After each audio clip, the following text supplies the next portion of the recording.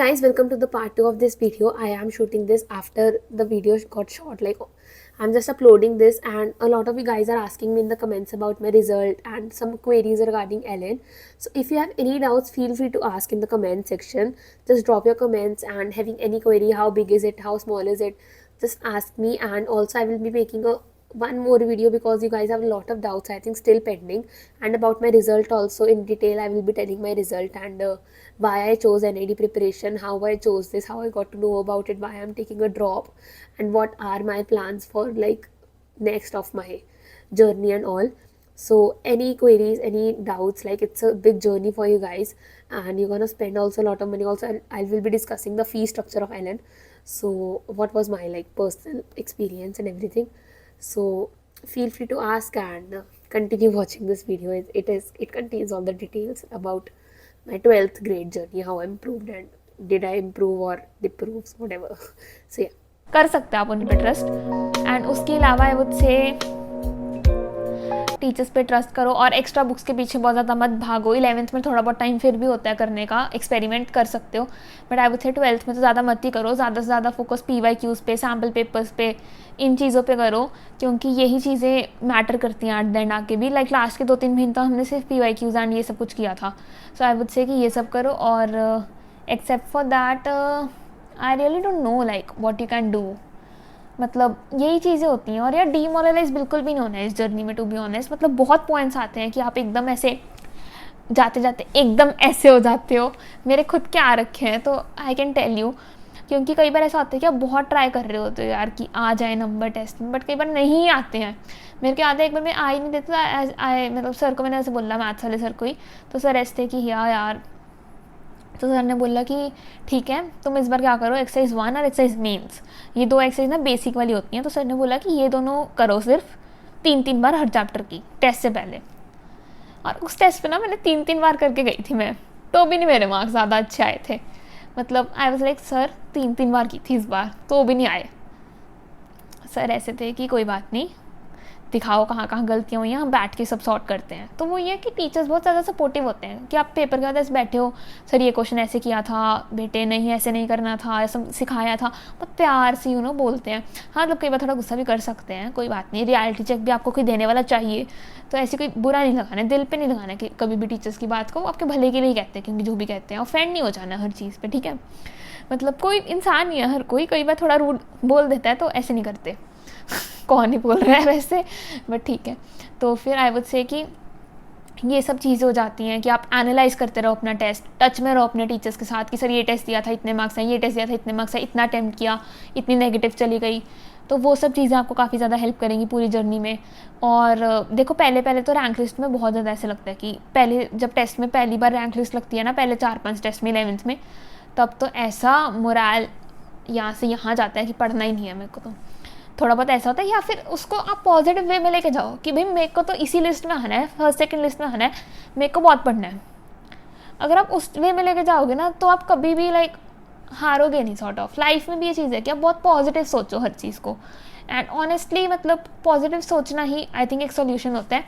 और somehow I am very lucky कि मैं पॉजिटिव सोच लेती हूँ चीज़ों को कहीं ना कहीं। मैंने आज तक, मेरे को कभी सर ने बोल भी दिया होगा ना कि हाँ कर नहीं रही हो तुम, तो मैं कहता अब तो सर को ही करके दिखाऊंगी मैं, ऐसे कैसे बोल दिया सर ने। तो वो चीज़ होती है, और सर का भी यही इंटेंशन होता है कि मैं ऐसा कुछ बोल देता हूँ, फिर इसमें वो आएगा कि मैं खुद को प्रूव करके दिखाऊंगा, और फिर करती भी हूँ मैं वो चीज़। At least I put the effort. और ये मत सोचो कि देखो फेलियर आएगा, ठीक है आ चुका है, मेरा एक्सपीरियंस उस चीज़ का भी हो चुका है। फर्स्ट में मेरा ज़्यादा अच्छा रिजल्ट नहीं आया था, सेकेंड में फिर भी बेटर था।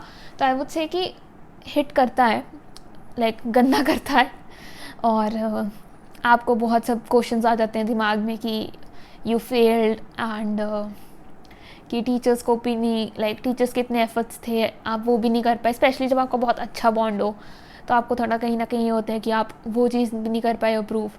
और पेरेंट्स का भी इतना एफर्ट और टाइम होता है, आपने वो भी कहीं ना कहीं वेस्ट कर दिया टाइप।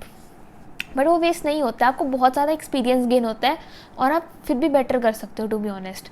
और इन चीज़ों का ऐसे मत लेके जाओ, हर चीज़ से कुछ ना कुछ सीखने को ही मिलता है। मतलब ठीक है हिट करेगा, कर लो जो भी आपको करना होता है, मतलब to get out of that zone. 5-6 दिन लग सकते हैं, किसी को 2 दिन लग सकते हैं, किसी को थोड़ा ही टाइम लग सकता है।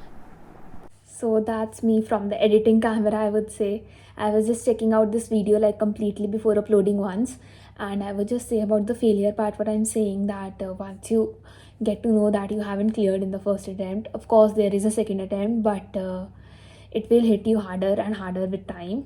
बट आपके पास टाइम भी नहीं होता है उस चीज़ को प्रोसेस करने का, बिकॉज आपको बोर्ड्स देने होते हैं, then you have to give the second attempt and उस सब का स्ट्रेस होता है, then you can't even like दुख भी नहीं मना सकते हो ज़िंदगी में, ऐसा वाला पॉइंट आ जाता है कि you can't even be sad now because that would waste your time.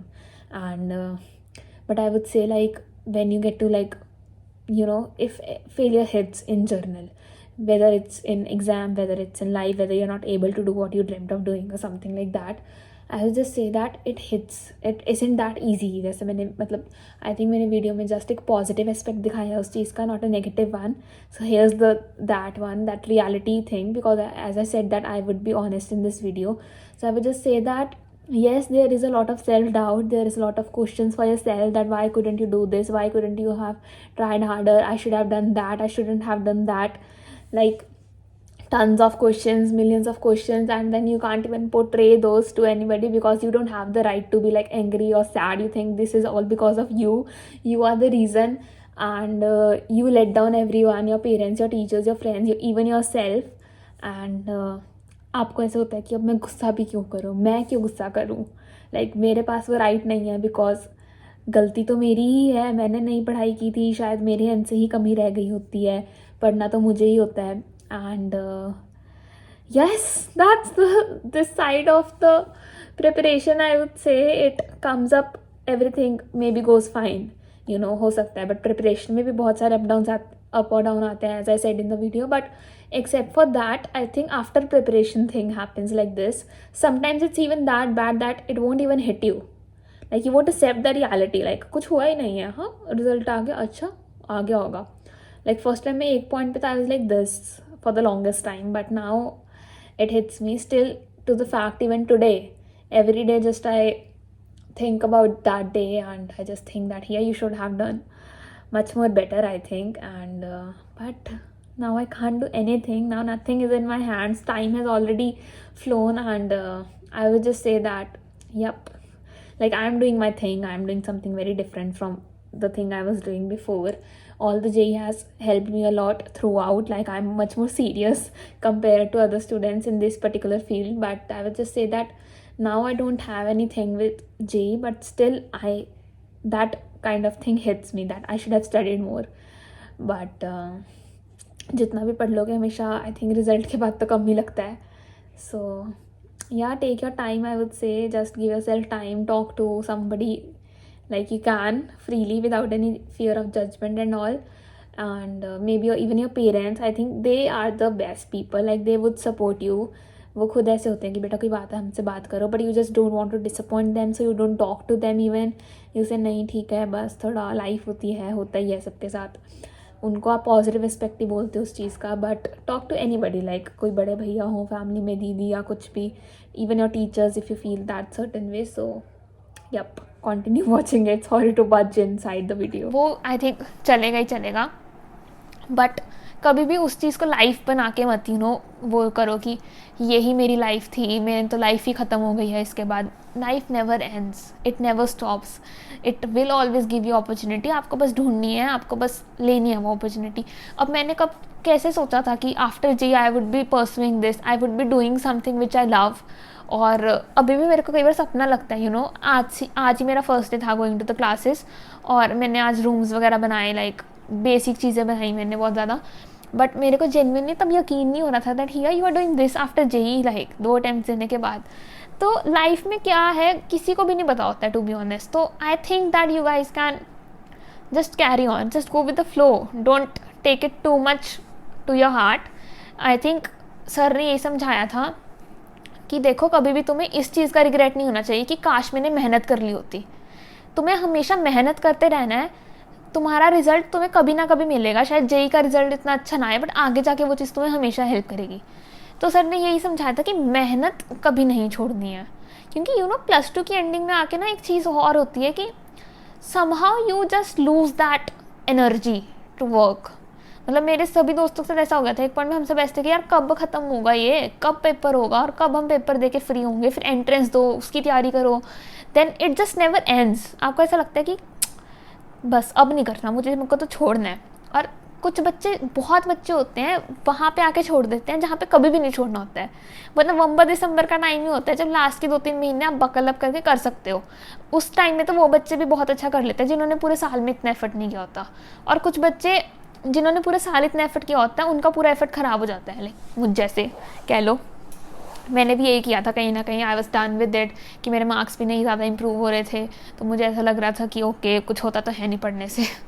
तो कहीं ना कहीं बीच में मैंने बहुत ज़्यादा ऐसे पढ़ाई सी कम कर दी थी। तो आई वुड रियली से, अब मैं खुद ही कह रही हूँ कि नहीं भाई ऐसा नहीं होता है, कर सकते हो, तुम्हारे पास बहुत ज़्यादा टाइम होता है। दिसंबर, जनवरी, लाइक अगर तुम सेकेंड अटैम्प्ट तक भी सोचो ना, जनवरी, फरवरी, मार्च, दिसंबर का पूरा मंथ, नवंबर में कोर्स ख़त्म हो गया था 7 नवंबर को हमारा।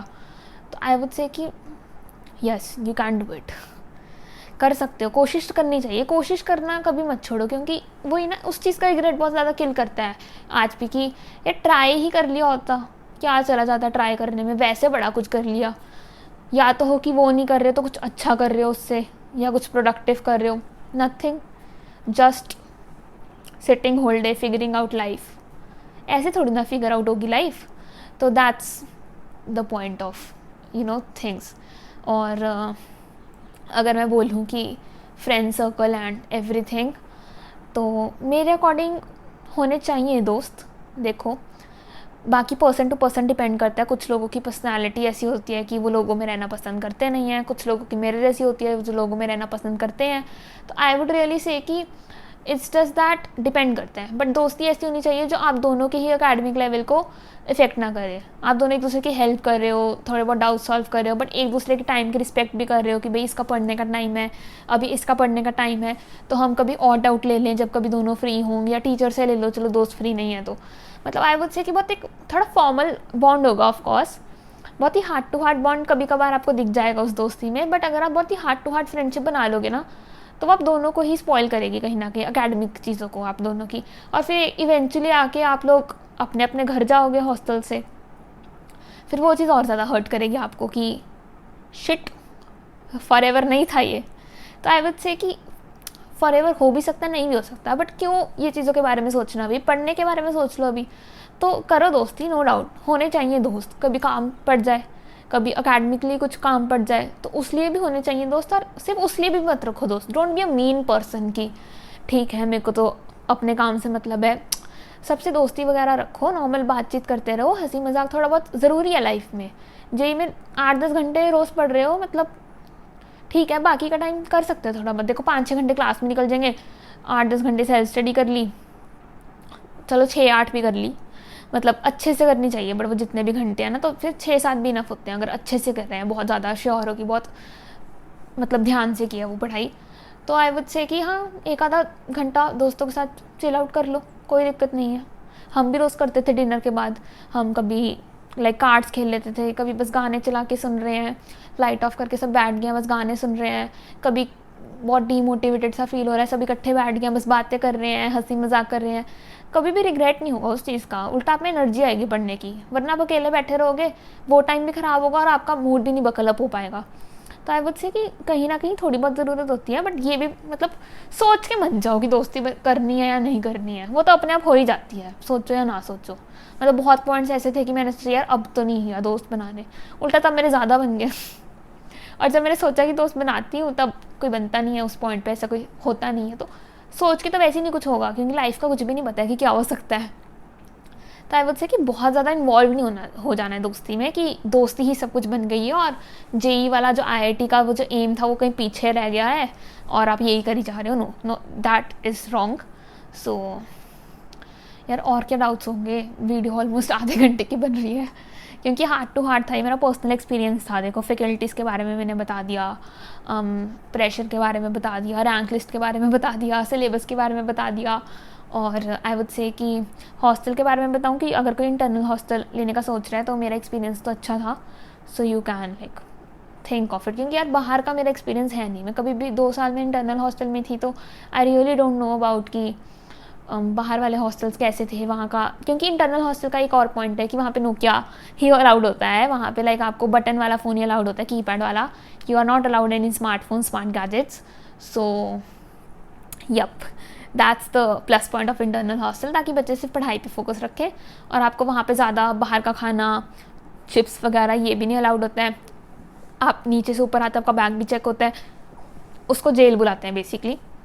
तो आई वुड से कि हाँ वो थोड़ा जेल वाली वाइब है, थोड़ा बंद बंद भी है, बट ऐसे है कि दोस्त बन गए थे तो ऐसे तो हम ऊपर ही रहते थे यार. हमारा तो आने जाने में भी नहीं टाइम वेस्ट होता था क्लास तक, 2 सीढ़ियाँ उतरे नीचे पहुँच गए क्लास में. तो फिर somehow internal was like good only, I would से. बहुत ज़्यादा लाइक इंपॉर्टेंट फ्रेंडशिप्स मेरी लाइफ की आएगा मेरे को वहीं से मिली हैं.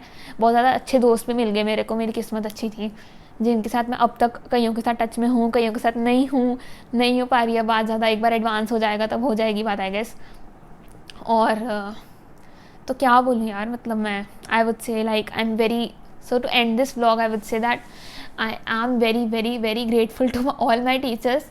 And like starting with like first class लगी थी अतुल सर की, फिर लगी थी संदीप सर की +1 में, फिर लगी थी अंशुमन सर की, तो मेरे फिजिक्स केमिस्ट्री और मैथ्स के टीचर थे और +1 में. और फिर +2 में बोलूँ तो मैं BS sir of course like physics के सर थे. और Sandeep sir again physical chemistry पढ़ाई थी उन्होंने. Anshuman sir my favourite teacher, maths पढ़ाई थी उन्होंने. और AU सर ऑर्गेनिक के sir, he was also like very great.